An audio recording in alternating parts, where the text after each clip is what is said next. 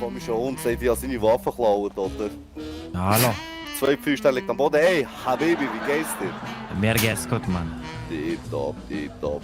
Aber dieser Mann hier hat schönen Bart, Mann. Ja, ja, der hat wirklich schönen Der Bart, ist Mann. angenehm. Gefällt dir? Ja, deine Stimme auch angenehm, Bruder. Habe ich mit Kokosnussbutter gemischt. Ui. In Kolumbien haben wir das auch, Mann. Hast du gesehen, wie ich den genockt habe? Habe ich gesehen, habe ich alles notiert.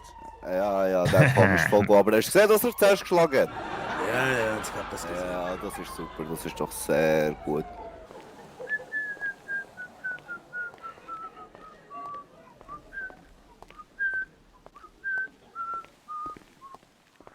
Walter White, schön, dass man dich auch wieder mal sieht. Ich weiß nicht, was du meinst.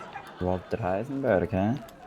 Ich bin ehemaliger FIB-Arbeiter und wollte fragen, ob ich vielleicht bei euch ein paar Tage arbeiten kann. Ich war lange in Mexiko. Aber Moment, ich muss das Telefon abnehmen. Sie sind interessiert bei der Polizei zu arbeiten? Sind Sie korrupt? Nein, ich bin doch nicht, aber bin doch nicht korrupt. Warum sollte ich korrupt sein? In Mexiko. Gottes Namen, nein. Weißt du, war Mexiko? Klaus, Wir sind nicht alle böse. wir müssen auch kurz unter 6 Augen reden. Kommen Sie mal mit, Herr Klaus und Diamant?